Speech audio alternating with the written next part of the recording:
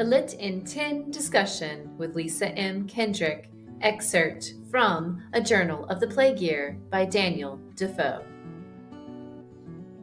Daniel Defoe has been hailed not only as a pioneer of modern journalism, but also as the father of the English novel. He wrote more than 370 works, including novels, poems, histories, political and social commentaries, and essays. During his lifetime, Defoe was not highly regarded by his literary contemporaries, but by the mid-19th century, critics had come to appreciate Defoe's ability to plumb the depths of human emotion. A Journal of the Plague Year is a work of fiction. The novel portrays London during the summer of 1665, the darkest days of the city's bubonic plague epidemic. Defoe incorporates details from mortality records, city maps, and historic documents to help him achieve verisimilitude, or the appearance of reality. Presented as an eyewitness account, the novel purposely blurs the line between fact and fiction, creating realism. England, like the rest of Europe, suffered through many outbreaks of bubonic plague beginning in the 1300s and lasting for 300 years. The last instance of plague in London occurred in 1664 to 65. Historians are not sure why the city was spared in the early 1720s when the rest of Europe fell victim again. Perhaps it was the trade embargoes, or the fact that the black rats had lost much of their natural habitat, or immunity. In this selection, Defoe chronicles the epidemic through the eyes of his narrator, a saddlemaker known only as H.F. Early in the novel, as many people are fleeing the city, H.F. agonizes over whether he too should leave. After reading a passage in the Bible, he decides to stay to do what he can for those who need help. H.F. describes plague-ridden London as a city altered by sorrow and the constant fear of death. H.F. feels that with the coming of the plague, everyone looked on himself and his family as in the utmost danger, because the narrator feels that people are driven to only look out for themselves when an epidemic strikes. When walking to visit his brother, H.F. hears wives and children shrieking and crying with grief. People care little for the well-being of their friends, because death will so always before their eyes.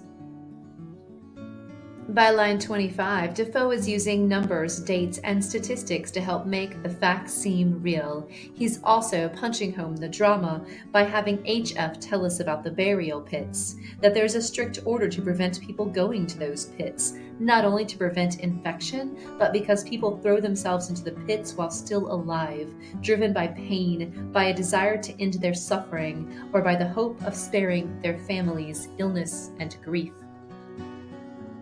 H.F. tells a sexton who he knows well that he has been pressed in my mind to see the burials. He feels compels. He adds that seeing a pit might teach him something. The sexton agrees that the pit is a speaking sight that will teach the narrator.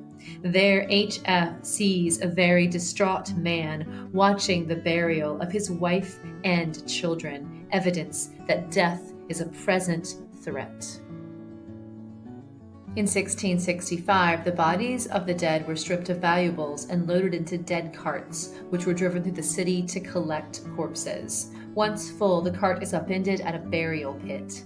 This method was hasty and covert to minimize infection. Also, this method levels the ranks of society. The poor are buried with the rich, the naked with those wrapped in linen. Death strips away all social and economic distinctions. H.F. tells the story of a man, feverish and in agony, running out of his house and down the street in just his shoes and a shirt. He knocks over his nurse, continues running down the street and directly into the Thames River. No one tries to save him, but the man is a good swimmer and manages to survive, eventually swimming back home and recuperating. People believed the swim and the cold had worked to abate the fever.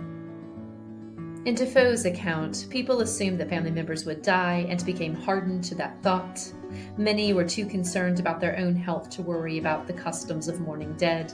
Clergy looked to the plague as a reminder of the need to be ready for death, and barriers became hardened to death as they dug mass graves. Doctors of that time could only offer suspicion and guesswork. Today, people will hopefully seek and follow sound medical advice and therefore would not be as fearful.